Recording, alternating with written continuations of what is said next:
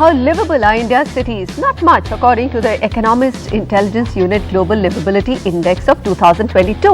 Only 5 Indian cities, Delhi, Mumbai, Chennai, Ahmedabad and Bengaluru, make it to the list of 173 cities ranked globally. And they all fared quite poorly, ranking between 140 and 146. But we don't need data to tell us that. Most of us can feel the crunch of infrastructure, affordable housing, rising traffic and air pollution.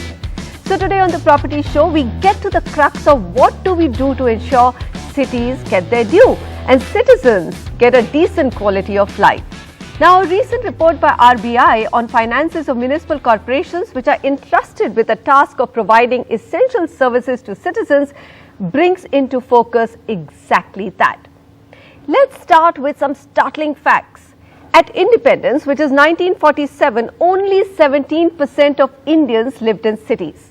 India's population was at that time around 39 crore people, which means about 6.5 crore Indians lived in cities. Today, in 2022, India has the second largest urban community in the world and 34% of Indians, or almost 50 crore out of 140 crore, live in cities. And this number will rise to 50% by 2050. Now the most important data. Even though cities occupy only 3% of the country's land area, they contribute to 60% of the nation's GDP. They are, as we all know, the nation's growth engines. Yet, when it comes to what is spent on cities to provide services like water, sanitation, health, roads, infrastructure, the number is dismally low. RBI report says only 1% of our GDP is spent on providing essential services by municipal corporations to people living here. And this number has been stagnant for over a decade. In fact, to quote the report, there's been no distinct rise in overall municipal revenue in India, which remained broadly unchanged from 1946-47 to date. Now, this is a cause of worry as pointed out by the report. So, how do municipal corporations or urban local bodies raise or find more money to spend and spend it efficiently on improving the livability of our cities? Joining me for today's discussion with a focus on this extensive report, which of course also talks about alternate ways of financing our urban local bodies, we have with us Srikanth Viswanathan, CEO, Janaagraha Centre to Citizenship and Democracy. We also have with us Arindam Guha, Partner, Government and Public Services, Leader, Deloitte, and Abhay Kantak, he is Director, Consulting, CRISIL Market Intelligence and Analytics. Gentlemen, thank you so much for joining me. And my first question will be to Srikanth, because Janaagraha does just that, deep dive into cities all the time. Let me just ask you straightforward, nothing in the RBI report is not known or not spoken about. But Srikanth, just to read it in black and white, that only 1% of India's GDP goes to its cities. And look at even countries like Brazil and South Africa, 7.5% and 6% of GDP is going into these countries' cities. So what's happening here? Why is that number so low and continues to remain so dismal? Manisha, we'll need to unpack the numbers a little more carefully for us to ascertain the facts behind the number, because the level of devolution of functions in countries like South Africa and Brazil are also significantly better. So their cities have far greater degrees of autonomy. But setting that aside, setting that potential asymmetry aside, the fact remains that India has to invest significantly more amounts of money into our cities. But we must also admit that in the last 7 years or so, there has been a significant increase in investments in urban infrastructure and service delivery, both at the union level and potentially even at state levels. We are beginning to see that urban is slowly but surely becoming a political agenda as well. The pace of change has to increase, the amount of capital has to increase. But I do believe, from our experience of working with a few state governments and cities, that in addition to pumping in more capital in urban infrastructure and services, we've reached a point where any further increase in capital will help only if there are better state capacities that are built, which essentially means the ability of states and cities to take greater amounts of capital and convert them into citizen outcomes. So we need greater attention being paid to both. the amount of capital and state capacities that is able to convert that capital into citizen outcomes. Srikanth, I'm just so happy to hear, because every time we've done this debate, or at least, about a couple of years ago when we did this debate, from then to now, there's definite change in your enthusiasm for what's happening, the political will that you see both at center and state for our cities. Now, 2 or 3 key points for my audience. Let me just talk to them about what RBI report has highlighted. One is they've said that you have to develop a vibrant municipal bond market to provide a boost to the municipal finances in India. They also talk about property tax and say, as that is the most important part of municipal finances, you need to make property taxes and its collection far more efficient. And they also talk about something quite revolutionary, or I wouldn't even say revolutionary, but the fact that some amount of GST can probably be allocated to cities and municipal corporations. Arindam, let me come to you.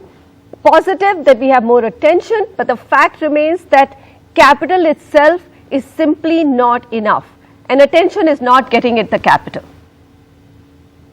That's right. You see, the main issue here is that, as Srikanth pointed out, cities have limited autonomy in our country. Even to borrow money, they need state government permission. And there are 2 or 3 state governments which has made this permission rule-based. In all other cases, cities have to go back to the state governments, even to raise municipal bonds. And the decision-making process is a bit different in every state. Now, be that as it may, as we have seen, the municipal bond market has seen quite a bit of vibrancy over the last 3-4 years, and there are some reasons underlying that. One is, of course, the SEBI guidelines, governing municipal bond issuance. They were simplified in 2019. Certain procedural delays around getting the need to compulsorily get state government guarantees, or the need to have an independent validator of detailed project reports, these were done away with. So that definitely simplified the process. The second issue which has led to this is that, as part of various central government schemes like Amrut, etc., multiple city corporations have updated their accounts, and they are in a much better position in terms of their financial preparedness. Many of them have also got their ratings done by rating agencies. So I think that makes them better prepared to access extra government sources, extra budgetary sources like municipal bonds.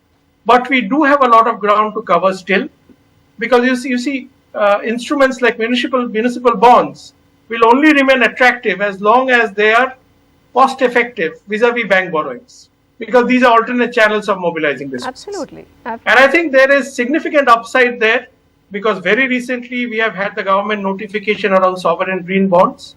Many of our city level projects for which resources are being raised, like water recycling, for example, qualify as a green project, as they call it.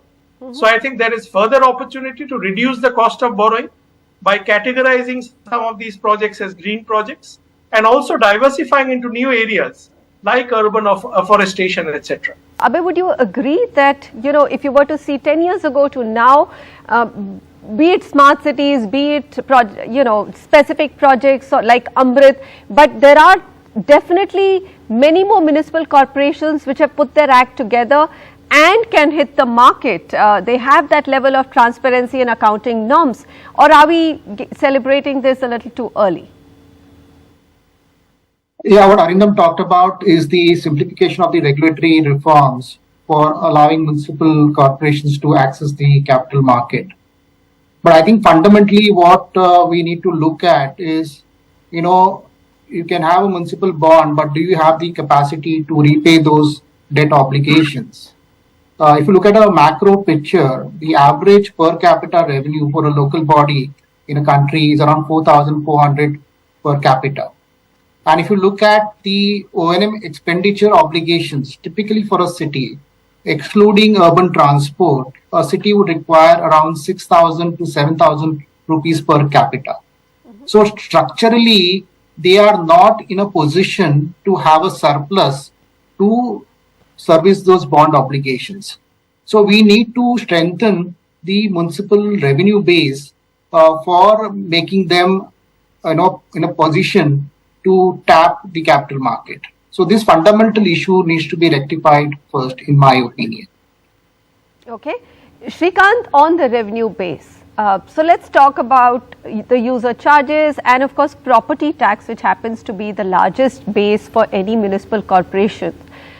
You know, it's always a catch-22 situation, isn't it? I mean, how much do you really charge citizens? And if you do charge, you lose the popular vote.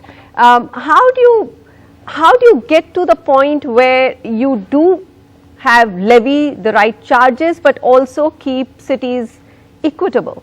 That's a great question, Manisha. I think whether you speak about municipal bonds or property taxes and user charges, I think we'll need to recognize that India's cities fall into different buckets. We have few very large cities, say cities with population of 4 million plus. Then you have cities which are in the range of 500,000 to 4 million, and then you have a long tail of smaller cities, about close to 4,000 cities which have a population of less than 100,000. One size does not fit all, right? So the larger cities have greater capabilities to issue municipal bonds, to repay and service those bonds, and even to undertake property tax and fees and user charges reforms. Whereas the long tail of smaller cities do not. They may not even have revenue potential, forget the ability to realize that potential. So the first point really is we will need different strokes for different folks. These 2 or 3 categories of cities, or 3 or 4 categories of cities will have to be treated differently. Secondly, I do believe that property tax needs to be looked at more closely, and we need to break away from the traditional wisdom and repeat the recommendation ad nauseum.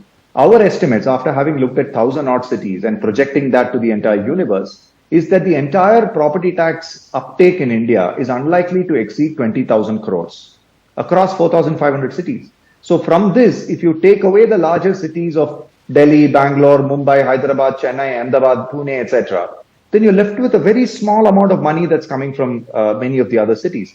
And it's hard to believe that this is only because of collection efficiency. A lot of this has to do with inherent issues with valuation, etc., which we cannot reform overnight. Because think of a reasonable increment which can happen on this 20,000 crores over the years. You can't make drastic increases year on year.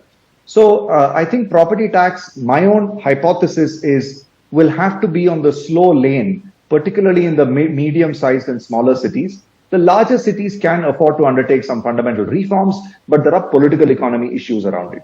Okay.